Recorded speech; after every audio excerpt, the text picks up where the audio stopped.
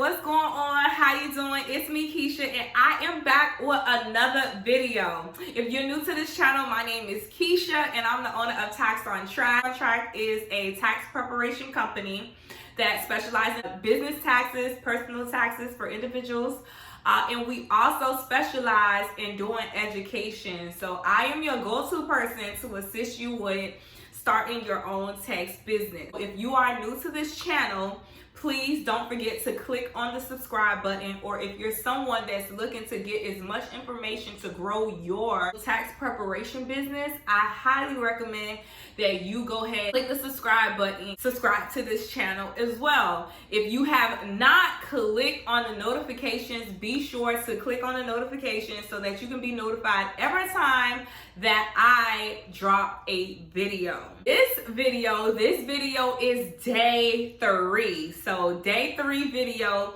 is going to be about marketing.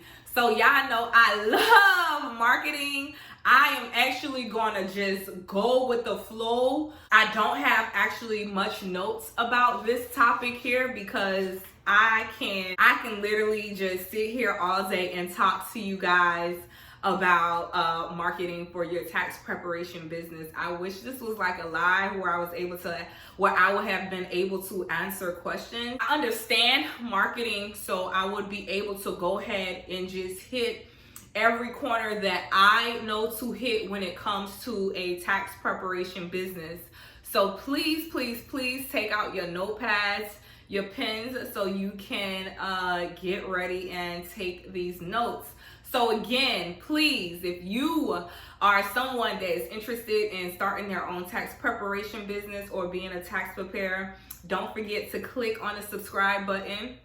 And don't forget to share this with one of your friends. This video is going to be straight to the point. It's not going to be a long video. I don't recommend you skip any parts of this video because I'm going to just be going with the flow. First things first, when it comes to marketing your tax business, I want you guys to fully understand the different categories in marketing your tax business. One of the common questions that I usually get about marketing is, Keisha, should I use social media to market my business?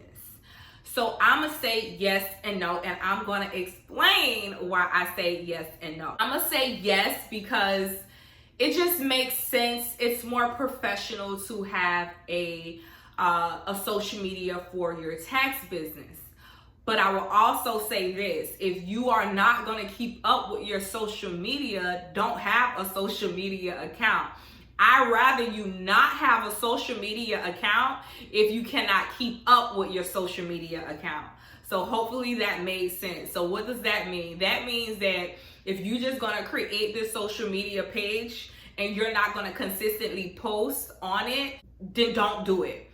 I don't even post on my social media consistently unless it's really tax season, but I feel like my platform is a little different as well.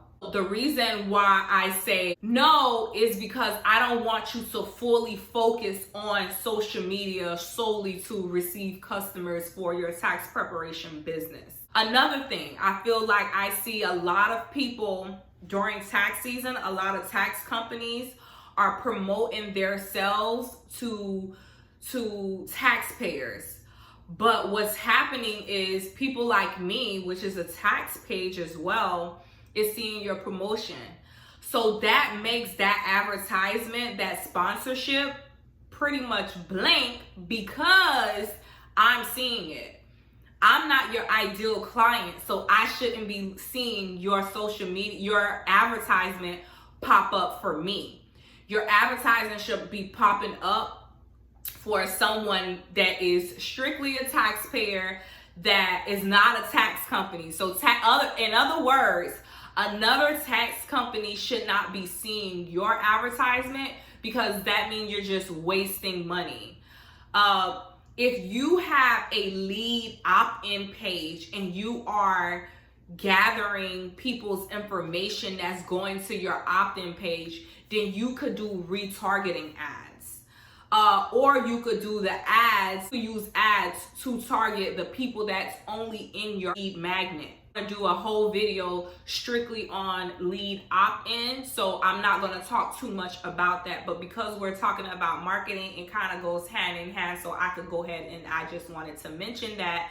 I don't want you guys to do advertising and the advertisement that you're doing on social media, either Facebook or Instagram or whatever social media that you're using, it should not target your competitor. Next thing, when it comes to social media, you want to be very, very, very not only strategic, but put it into, make it look like someone is actually taking their time with that social media page. I always see people when they're posting on social media, I don't want to say it, but I'm gonna say it. It be tacky. It's like, make your page professional. Make your page want you to come and get your taxes done. So if you're someone that's doing taxes, you need to make your page presentable to someone else that is interested in getting their taxes done. The next thing that I want to say for marketing for social media is you can use Facebook as well as a marketing material. So you could go find like different Facebook pages, not Facebook pages, but Facebook groups on Facebook, and depending on what your niche is. So this means that you will have to start marketing first anyways to know what your niche is. So once you know what your niche is, it will be easier for you to go on Facebook and look up groups that's within your niche. So now when you're promoting even on Facebook, this is your target audience.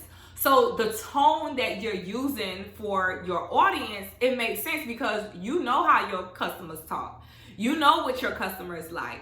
You know where your customers hang out. So if you know all that, you need to be creating promotions around that, so that when you're reaching out to them or when you're even talking, the tone, your language is their language. That's the only way people are going to come to you, either on social media or in person.